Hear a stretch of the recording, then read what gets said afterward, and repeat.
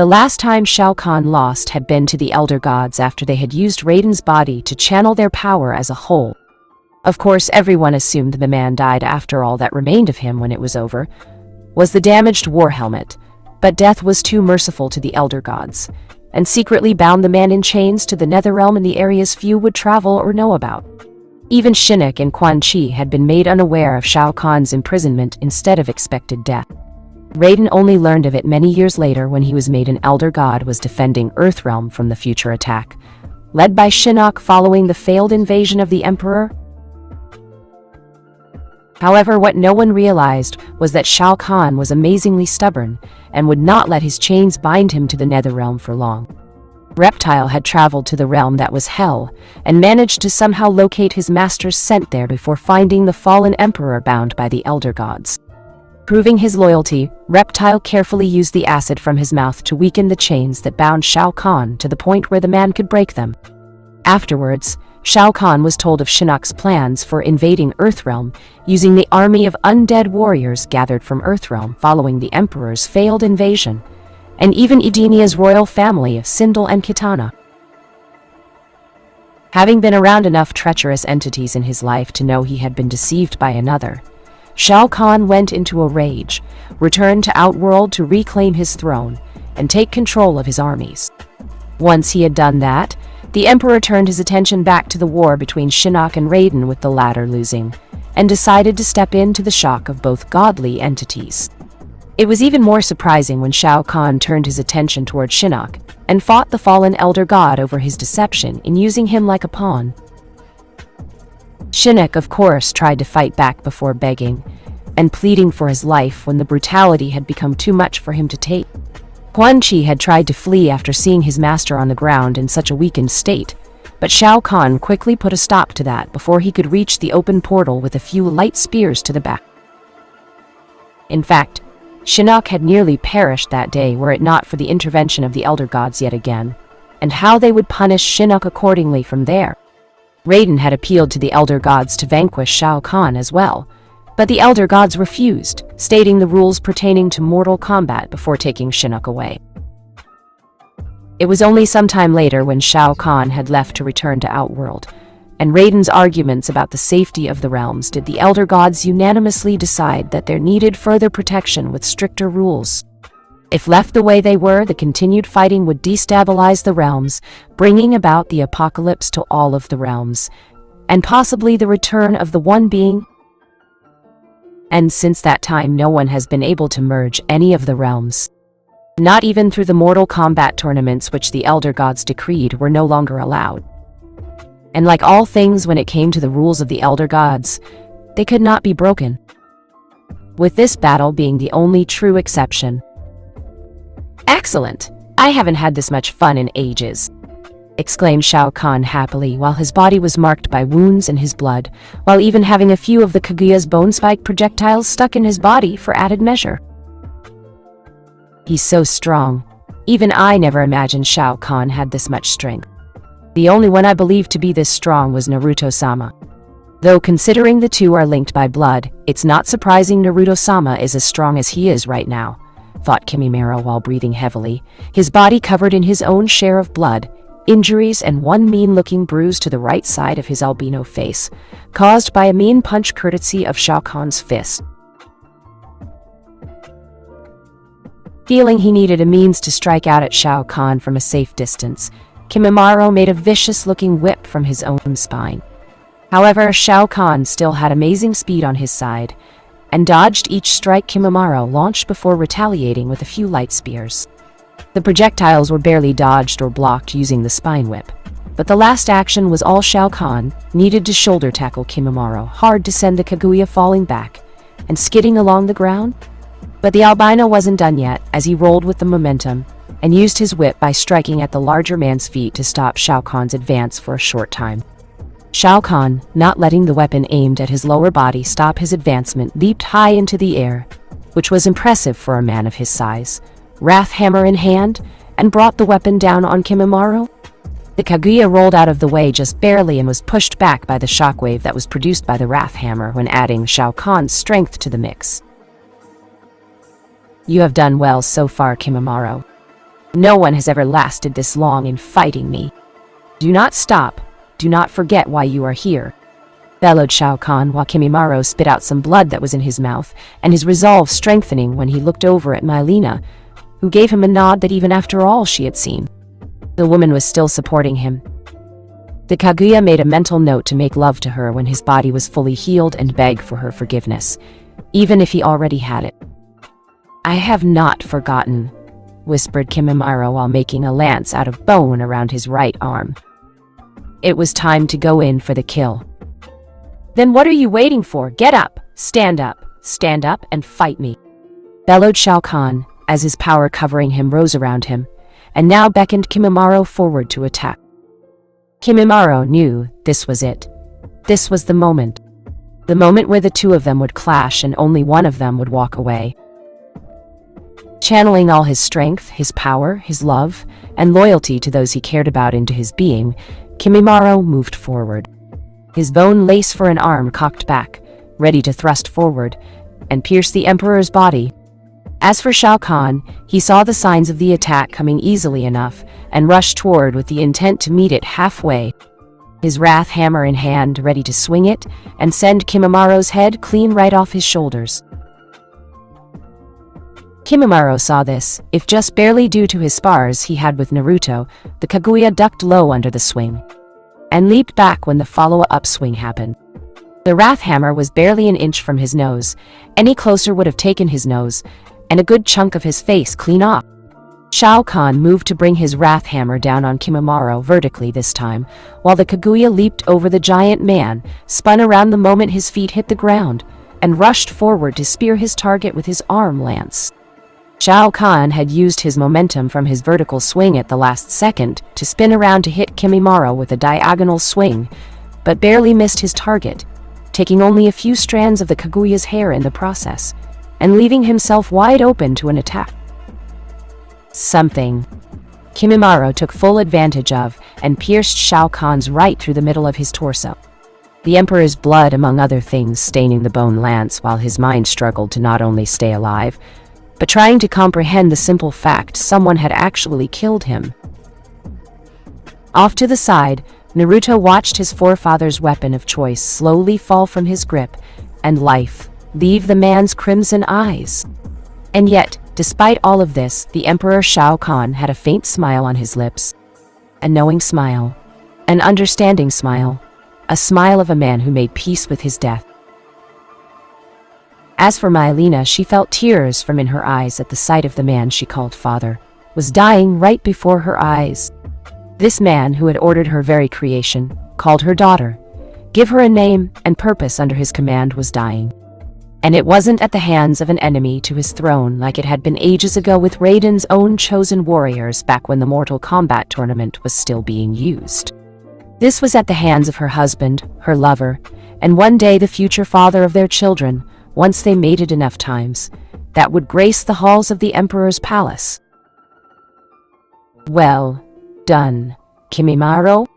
You are indeed worthy of my daughter, rasped Shao Khan before he fell down to his knees, slumped forward, held by Kimimaro before being turned over onto the ground on his back, and the Kaguya removed the bone lance from the giant man's body. Thank you, Shao Khan-sama. Goodbye, whispered Kimimaro before the usually stoic warrior broke down crying, knowing what he had done, and who this hurt in the process. Shao Khan, the conqueror of realms, was dead. The conqueror had been conquered. Winner, Kaguya Kimimaro, declared Naruto while his own eyes fought back the tears he wanted to shed, but didn't out of respect for his forefather, and knew Shao Khan did not want his heir to shed them. The only reason Kimimaro was crying right now was because Mylena, the one he loved, had been hurt emotionally by this, and didn't want to hurt the Edenian Tarkatan hybrid woman in any shape or form. With his decree made, Naruto along with Mylena walked over to Kimimaro and Shao Kahn's body while not saying anything. All Naruto could do now was put a hand on the Kaguya's shoulder, giving it a firm squeeze before looking at Mylena to give her a look of his own and telling her to give the man the comfort he needed. Come, Kimimaro-kun. Let's go inside the palace. "We need to clean you up, and Naruto-sama needs to address the people in the arena," replied Melina in a calming and soothing tone, while Kimimaro looked at her for a second before nodding. "I will never hurt you like I just did here, my love. I swear it," whispered Kimimaro while seeing Melina looking at him with love in her eyes and held him close. "I know, Kimimaro-kun. I'm not angry with you. My father was given a warrior's death. It's what he wanted. In the end, you made him a happy man, and therefore I am happy," said Melina while leading Kimimaro away from the arena. "Know that I will always love you," whispered Kimimaro, his guilt clear in his words, and Melina shushed him silently while putting a single index finger on his lips. "Enough of that. Let's clean you up and we can spend the rest of the day together. Alone. No fighting. No mating. Just holding each other as lovers do," replied Melina while she looked at Kimimaro, who nodded. They walked away without a single word being spoken after that.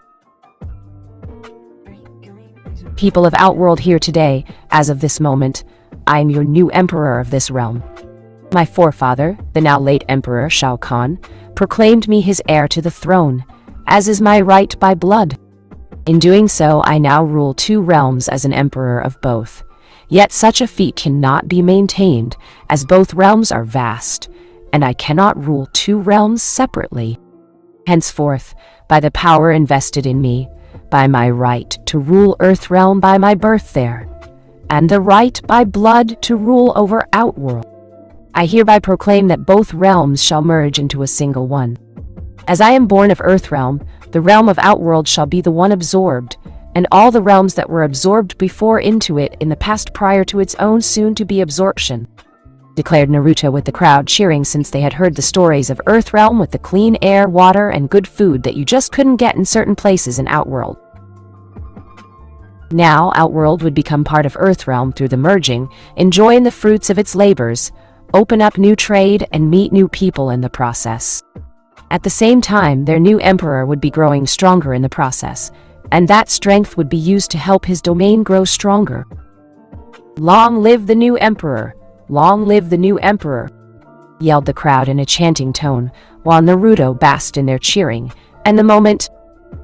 Once he was done, Naruto summoned several Outworld soldiers to help him in carrying the body of Shao Kahn out of the arena to be buried someplace with dignity, and above all else, with respect. It was the official end of an era, and the beginning of a new one. Chapter 13. Final Fight. AIM was in ruins, a crater where everything and everyone in it were wiped out. There wasn't even a bone or a corpse or a piece of building material left to identify what was once there. What had been there? Who had been there? Well, almost. "We need to move quickly," whispered a frightened Conan as she was carrying Nagato in his weakened state through the trees and running as fast as she could from the enemy on their heels. "My paths are still stalling him, but they will not last long," whispered Nagato, formerly known as Pain, and struggled to focus on his using his paths to fight the enemy. "To think that he would go so far in trying to kill us, only because you refused to fight your own cousin," remarked Conan while Nagato nodded. "My cousin has been bringing peace and order into a war-torn world. Not just ours, but the one his forefather Shao Kahn ruled over. He is doing what I could not in such a short amount of time. If we were to side with Raiden, we would betray my cousin, and betray what we wanted from the start. I won't allow peace to be lost simply because an angry elder god dislikes the method or the person who uses it," whispered Nagato while he ignored the fact 2 of his paths just now were destroyed by Raiden, overloading them both after grabbing the bodies before causing the 2 to explode with lightning. After the realm of Outworld, Edenia, and Earthrealm merged, the angry form of Raiden had appeared on the Akatsuki's doorsteps. The remaining members never even realizing the Elder God had stolen the true, yet secret leader of the organization to bring back the Yondaime Hokage to fight the new emperor of the merged realms. Raiden had demanded Pain's answer to his offer, but the official leader of the Akatsuki responded with a no, and that he would not jeopardize his cousin's path to achieving peace. Raiden had threatened to crush Pain, Conan, and the rest of the Akatsuki at this point if he refused the offer to kill Naruto. The Akatsuki itself didn't take kindly to the threat and armed themselves for battle in the belief that Elder God or not, they could defeat Raiden if they successfully worked together. They should have known better to challenge an angry deity who could bring down a blast of lightning so powerful it would make the mad bomber of Iwa green with envy. Kanen was able to escape if just barely, and grabbed Nagato while the Uzumaki used his paths to escort them out of aim before it was violently destroyed. When Raiden sensed both remaining members were still alive, he pursued them, and was now fighting the paths left behind by Nagato. Aim is gone, Yahiko's body is gone, the Akatsuki is gone. Everything that we have had since growing up is now gone, remarked Konan sadly. You still have me, Konan. For as long as my body holds out, replied Nagato weakly, since his body was getting weaker with each passing day. Your cousin might be able to heal you with his powers. If not, he might know someone who does, offered Konan while Nagato nodded. If we live that long, replied Nagato, knowing it was only a matter of time before Raiden caught up to them. Lightning sprayed the skies above, descending around the area around them, hitting the trees, generating intense heat, and starting fires all around them. Some of the lightning almost struck Konan and Nagato, but they managed to get out of the way in time before Raiden appeared in front of the two, with his face showing just how angry he was. Before either of the surviving members of the Akatsuki could say or do anything, the Elder God blasted them both with lightning. They screamed out in pain from the assault and were being attacked unmercifully by Raiden. You should have taken my offer when you had the chance. Now you two will face only oblivion, stated Raiden angrily while he kept blasting them with lightning from his hand, and ignored their screams. Says who? Asked Naruto, as he appeared from the shadows and threw a light spear at Raiden, with the projectile hitting the Elder God's shoulder. You dare strike me, and Elder God, demanded Raiden angrily, while turning his full attention on Naruto. Naruto smirked at him. Of course he dared. It didn't take much to conclude who would have the power to bring back his father to fight him. It also didn't hurt that Jiraiya's spies had told him of the Akatsuki, supposedly missing a member around that time, meaning Raiden had approached the Akatsuki to stop him, but they had ultimately refused to do it for whatever reason. They decided to avoid such a confrontation. Still, the lightning used by Raiden to destroy their HQ in AIM could practically be seen even from Konoha, and Naruto was already headed to AIM in order to finish solidifying his power. The Akatsuki were the only official threat left to his rule, and the Elder God now in front of him being the unofficial threat. It burned Raiden immensely that not only was Shao Kahn's legacy in the form of his bloodline was alive and thriving despite his past attempts, but Naruto was able to get around some of the rules made by the Elder Gods without violating them, and was stronger than ever. Granted, so was Raiden in the process, but by this point, the two powerhouses were near equal in that regard.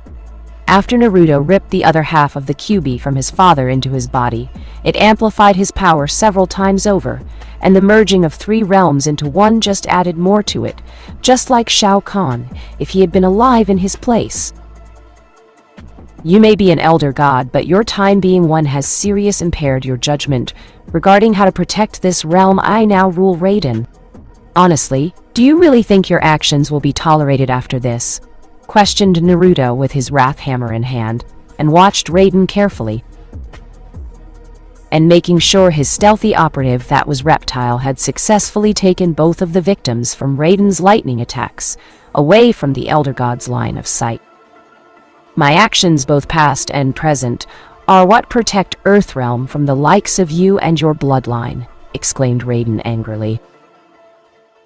Really? Is that why you secretly aided in the fall of my clan when they were attacked during the Second Shinobi War? You think I don't know about that? That I didn't know you did that? All because my side of the family, when compared to the Senju and Uchiha clan, which are also descended from Shao Kahn, was the strongest and brought out his power, countered Naruto, while Raiden frowned, since that had been the case with the Elder God. Raiden had indeed instigated the fall of the Uzumaki clan during the Second Shinobi War because he had seen the potential threat the clan possessed, if allowed to continue flourishing? Originally, he had thought the Uchiha clan would be a problem given how Uchiha Madara and his clan had been causing problems. But that changed when the Senju clan got them to help form Konoha and bring about peace between the warring clans. Later on, Hashirama had defeated Madara, and there was finally an end to what Raiden believed was the heir to Shao Kahn's throne should it become truly vacant. But that changed when the Uzumaki clan made itself truly known to him, and Mito had sealed the QB within her body. Focusing on the Uzumaki clan following that event, Raiden tracked the clan's ancestry, and was horrified to know they were a cousin clan to the other two, related to the bloodline of Shao Kahn himself, just like the Uchiha and Senju clan. The difference the Uzumaki clan had when compared to the other two were they had been wild, uncontrollable, and were walking powerhouses not unlike Shao Kahn himself. He alone had nearly brought Earthrealm to her knees when first invading, and it took the entire might of the Elder Gods empowering Raiden to stop him from advancing further in his conquest of the realms. If the Emperor of Outworld ever learned he had a small army of bloodline descendants and claimed them for his own, he would possibly be unstoppable. Not even the rules set forth by Elder Gods or their overall might would be enough to stand against them. So Raiden did what needed to be done. He didn't have to worry about the Senju clan. They embraced a peaceful nature, yet still ready to fight, and weren't by any means aggressive in what they wanted. The Uchiha clan was still a minor annoyance, but without Madara to lead them, the clan itself was weak, and no longer considered a true threat even if Shao Kahn found out about them. If anything, Shao Kahn would have killed the Senju clan for being the opposite of his beliefs, and the Uchiha clan for being too weak, while going on a slow decline since Madara was presumed dead after his fight with Hashirama. The Uzumaki clan, however, was a clan of chaos, strength, power, endurance, and embodied everything Shao Kahn would want to have serving him. Even more so if and when he learned they were of his bloodline with a possible heir among their ranks to call his own. And sure enough, Raiden was correct when Shao Kahn had made Uzumaki Naruto his heir to the throne, despite Mylena having that original claim. Of course, now Mylena did not mind the change at all since Naruto was ruling, and she was on good terms with him. Not only that, but she was currently in love with Kimimaro, and had no real ambitions to rule over the realm when the idea of being a well-connected family member seemed so much better at the moment. She could one day rule if there was, Elder Gods forbid, no heir to Naruto's throne by blood, and given her own royal connection to throne of Edenia could make it legitimate if Mylena tried should such an event take place. With Kimimaro and the Tarkatans by her side, it would at least give the woman the right to challenge any possible contenders to the throne. But as stated before, this was only in the off chance Naruto did not have any children with the many women he was currently with all the time. Your clan was getting too powerful. I had to do something, replied Raiden while the lightning around his body flared. You should have left us alone. You had no right to rob me of a family. Who knows what my life might have been if they had lived. You took so much from me. Now I'm going to enjoy taking your life from you, countered Naruto darkly before he hit Raiden with a spiked shoulder tackle, and sent the Elder God through some trees. I see. So you are challenging me, I take it, to mortal combat? Questioned Raiden with Naruto nodding. I challenge you to mortal combat. If I win, the Elder Gods return the Uzumaki clan back to the land of mortals, and they come back alive, stated Naruto, knowing he should be specific in his terms since the Elder Gods seemed to have a habit of granting requests, but only through their interpretation of it. And if I win this contest, then Earthrealm, Outworld, and Edenia shall be split apart once more, with Outworld no longer being allowed to claim either one for any reason, replied Raiden, while Naruto nodded.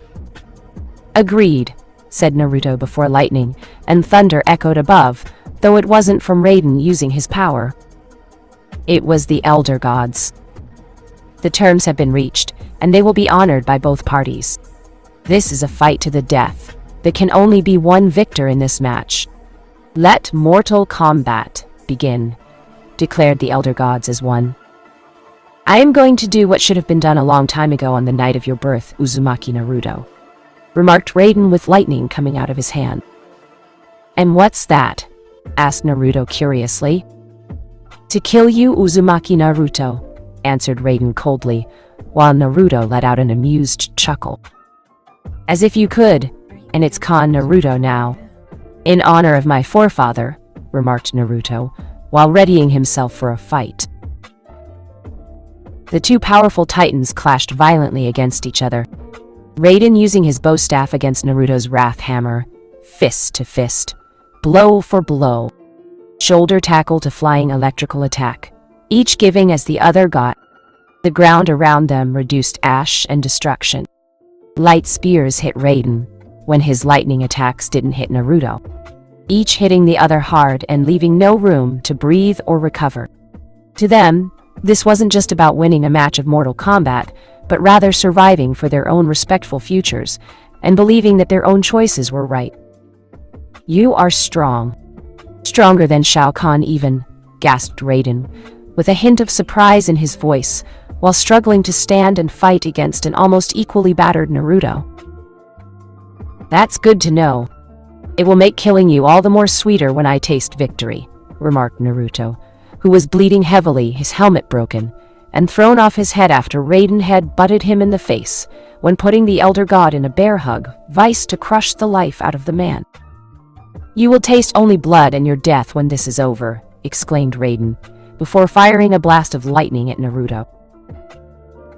Moving out of the way just in time, Naruto charged forward with a crimson glow around his form, and made contact with the stunned Elder God.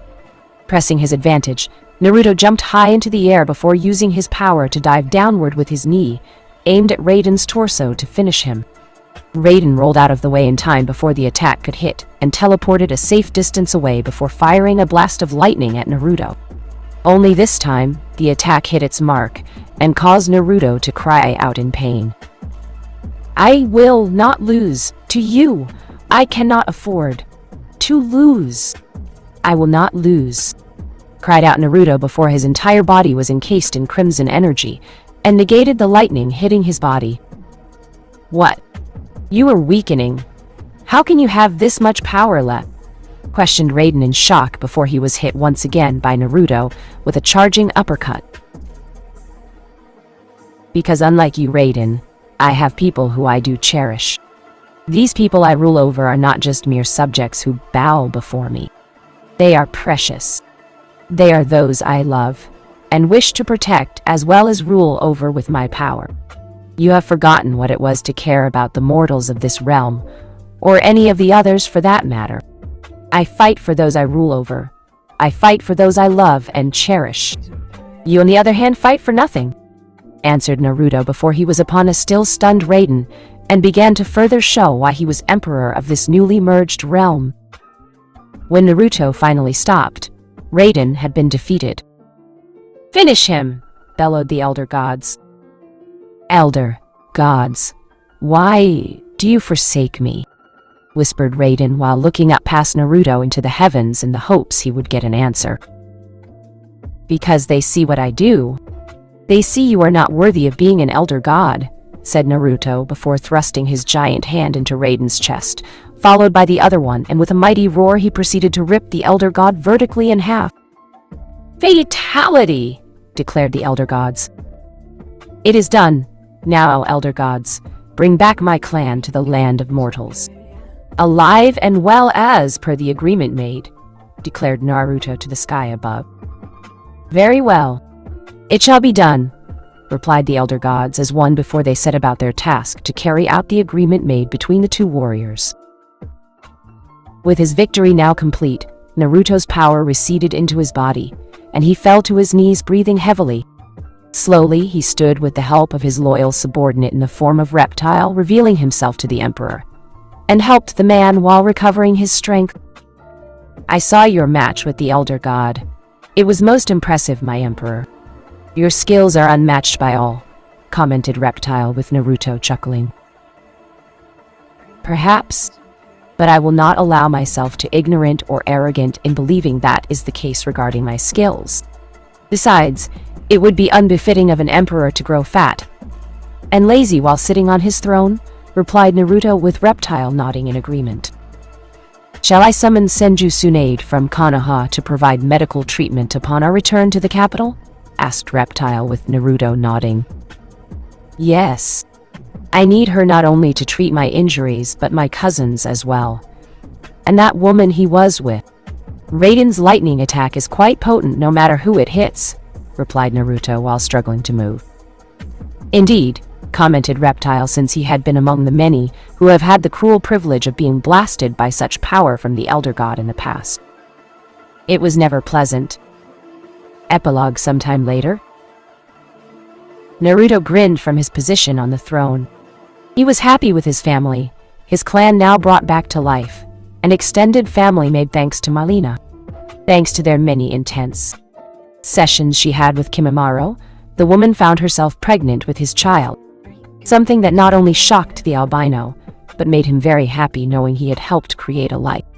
He never even considered the possibility of being a father until Tsunade had personally confirmed Malina was indeed carrying his child. The male Kaguya intended for the child to be one of many they brought into the world, under his and Malina's parental guidance. Malina herself was nervous since she had always been what many would call a wild, and that's putting it lightly, woman, but this news sent a massive wake-up call to her, and to be a responsible woman. Oh, she was still going to be a badass fighter while being a mother at the same time. Of that, there was no question, since she knew there could always be a threat to her children when they grew up. Anyone messed with her babies before they could be properly trained, and Malina would show what a female Tarkatan hybrid could do when pissed off. As for Naruto, it shocked the entire Uzumaki clan to be once more alive once again, and to find out one of their own was now emperor of an entire world after it merged with two others. Not only that, but they learned of Konoha's treachery under the Sandam Hokage, along with the subordinates under his command. Naturally, the entire clan wanted blood and justice for the act of betrayal done to them. Fortunately, Konoha was spared being destroyed, since Naruto explained to them that he had already got the justice in the form of killing those responsible for it. Not only that, but he managed to get the other shinobi villages secured under his rule to coexist together. They found it to be a very impressive feat. Among those brought back from the Uzumaki clan was Naruto's own mother. Kushina was shocked to not only be brought back but to see her son had achieved so much, and was an emperor. She somewhat embarrassed herself when dancing around and doing her own little jig of sorts while rubbing in the fact her son was an actual emperor now. It was even more amusing when Kushina found out her son had quite an abundance of females acting as both his wives and concubines. Many of them were warriors, or were skilled in some other way befitting their station, and were not just for show eye candy, or being a bed warmer for him. The poor red-haired woman's eyes nearly bugged out of their sockets at the sight of Shiva, and how she was among his many wives. Kushina fainted at hearing how the female Shokan had been made aware she was pregnant with his child, and the Uzumaki woman was going to be a grandmother. Speaking of the Shokan, they were once more having problems with the Centurions due to the realms being merged. But Naruto put a stop to that. He made their strongest a high general in his army, after they competed in a tournament and tests to find out which one was in fact worthy of the title. However, he stressed upon both races that they would both respect each other regardless of those in position who he favored. Like his predecessor, Naruto disliked the idea of these two sides fighting, as it reminded him of the history of the Senju, and the Uchiha fighting it out for supremacy. Naruto wasn't about to have a repeat of such history during his rule. As for Nagato, he was properly healed thanks to Tsunade, and no longer required he sit in a special chair while commanding the sixth paths with his Rinnegan. Not that he had the sixth paths to pain anymore due to Raiden destroying them all. Still, the proper medical treatment, plus the therapy to restore muscle mass to his body, gave the man a new lease on life, and extending it from what would have ended sooner. Conan was ecstatic to have Nagato back and walking around again, with the two eventually confessing their feelings for each other. Well, Conan did, and it took Nagato a second to process his own words. Mostly because Kushina was watching them and decided to give the moment a little nudge in the right direction. And by little nudge, I mean punching her Nagato in the back of the head and yelling in his face to tell Conan how he feels or she would do it for him. Needless to say, it got the job done quick, fast, and in a hurry. In any case, the two eventually got married and settled down in the newly restored Uzu, where Nagato found himself welcomed by other members of the Uzumaki clan. It had made the burden of past pains he suffered much lighter, and even more so when Conan was pregnant with their child. A child they were going to name Yahiko if it was a boy, and Kushina if it was a girl. The fact Kushina had given the couple an angry look if they didn't name the girl after her when talking about baby names had nothing to do with it. Honest. Naruto never saw Raiden again. While he knew the man had died during their Mortal Kombat match, he also knew someone like him could always come back, given enough time. It was only at a later point did the wind god Fujin appear before him and explain that Raiden had been punished for his transgressions by the elder gods. They felt his actions at AIM were in violation to their decisions, and the defeat during the fight with Naruto gave them the excuse to do it. As such, Raiden was stripped of his elder god status, and like Shinnok was thrown into a prison designed hold the elemental god for his past crimes. As such, Fujin further explained to Naruto that the elder gods had appointed the wind god himself to be Raiden's replacement, and to ensure Naruto's empire stayed fair yet firm under his rule. Naruto appreciated the sentiment and told Fujin he would look forward to the now appointed elder god's visit in the future, if his presence did in fact warrant one. But overall, things were going well for Naruto. His life was good. He had loved ones, family, peace and order through his empire, loyal subjects who thrived under his rule. After so long, the once puny boy who was hated, abused, and had next to nothing for years, had finally acquired all his heart desired. With interest, Emperor Khan. Naruto would ensure his reign as its emperor, and those of his descendants for years to come would keep the peace and security of his empire.